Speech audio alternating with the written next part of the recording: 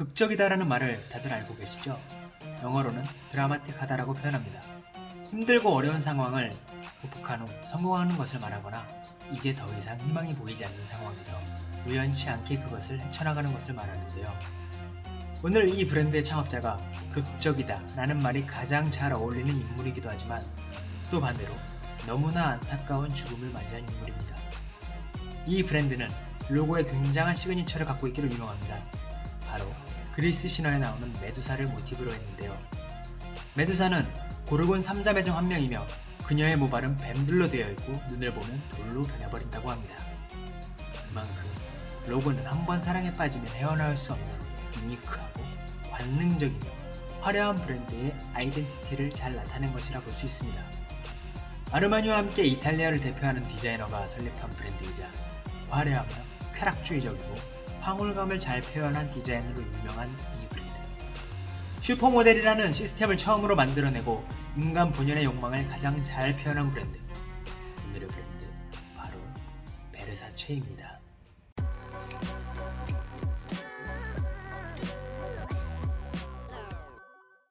입는 사람의 도전을 기다리는 감각적인 옷, 그것이 바로 베르사체이다. 베르사체는 잔니 베르사체에 의해 설립된 브랜드입니다. 베르사체라는 화려한 브랜드 이미지를 보면 그의 어린 시절이 매우 화려할 것 같았으나 잔니 베르사체는 이탈리아의 작은 시골 마을인 이탈리아 남부 컬러브리아에서 태어났습니다. 그에게는 형과 여동생이 한 명 있었는데요. 형 산토 베르사체는 현재 베르사체의 경영권을 맡고 있으며 여동생 도나텔라 베르사체는 현재 베르사체의 수석 디자이너로 있습니다. 이들 형제는 어려서부터 자연스럽게 패션을 접할 수밖에 없는 환경에서 자랐습니다. 그 이유는 바로 그의 어머니가 작은 재봉소를 운영했기 때문입니다. 잔니 베르사체는 건축학을 전공하였지만 흥미를 잘 느끼지 못하고 있었습니다. 그러던 어느 날 우연한 기회에 니트 디자인을 맡게 되었는데요. 예상외로 그 니트가 대박이 나게 됩니다. 이때 잔니 베르사체는 패션이 자신의 기름을 깨닫고 그 길로 밀라노로 향하게 됩니다. 그곳에서 제니, 컴플리체, 칼라한이라는 회사의 패션 디자인을 전공하는 프리랜서로 일을 시작하였고 1978년 자신의 이름을 딴 베르사체 컬렉션을 개최하여 패션계에 이름을 알리게 됩니다. 3년 후인 1981년에는 경영을 전공한 형 산토 베르사체의 도움으로 회사를 설립하고 패션계에 제대로 발을 내딛게 됩니다. 바로크와 로마 시대의 예술을 감각적으로 표현한 옷, 역사에 대한 지식은 삶을 그대로 볼 수 있게 해준다. 앞에서 언급한 말대로 잔니 베르사체는 지난 시대의 예술적 양식을 자신의 패션에 도입하였습니다. 예를 들어 고대 그리스, 로마 고전주의, 르네상스, 비잔틴, 로코코 또는 바로크 양식 같은 것을 자신의 패션과 결합하여 매우 기하학적이면서도 독특한 디자인을 만들어냅니다. 그리고 이 디자인에 이탈리아 고급 원단인 메탈 메쉬, 가죽, PVC, 실크들을 결합합니다. 특히 중세 갑옷에서 영감을 얻은 메탈 메쉬 소재의 오르톤이 대표적입니다. 상류층 매춘부 스타일의 왕, 그리고 배꼽, 허벅지 등 여성의 신체를 노출할 수 있는 방법을 연구한다는 잔니 베르사체는 신체가 많이 드러나는 드레스로 악명이 높았습니다. 실제로 앞에서 언급한 대로 혹자들은 이런 스타일을 비난하였으나 오히려 베르사체가 이런 옷을 만든 이유는 여성들의 자신의 여성임을 인정하며 그것에 대해 당당하게 표현하기를 원했기 때문입니다.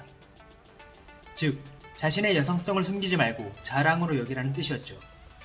이런 것은 여성 인권에 나날이 발전하던 유럽의 여성들에게 선풍적인 인기를 끌 수밖에 없었습니다.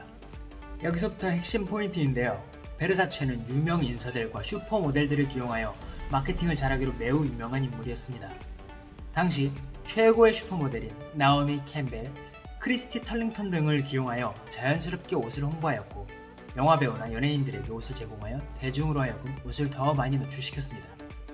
이는 현재에도 이어져 2020 SS에는 제니퍼 로페즈, 당장 이번 2022 SS에선 두아리파 등이 나오며 그 명맥을 유지하고 있습니다. 앞서 말한 대로 베르사체는 매우 국적인 삶을 살았던 사람인데요. 성공 후엔 어렸을 적의 어려운 경험 때문이었는지 명품이나 고가의 미술품 사는 것을 매우 즐기며 사치스럽게 보냈습니다. 하지만 1997년 7월 연쇄살인 후 앤드류 커네넌에게 총격을 당해 사망하였습니다. 이때 많은 사람들이 매우 놀랐고 사건이 진행되던 중 아쉽게도 살인범은 8일 후에 죽은 시체로 발견되었습니다. 이 때문에 살인 이유에 대한 정확한 이유는 아직까지 밝혀지지 않았습니다. 현재 베르사체는 아델리 잔니 베르사체, 이스탄테, 브이투 베르사체, 베르사티에, 베르수스, 베르사체 진으로 나뉘었습니다. 형 산토 베르사체가 지분의 30%를, 여동생 도나텔라 베르사체가 지분의 20%를, 그리고 나머지 베르사체의 조카인 알레그라 베르사체가 50%를 소유하고 있습니다.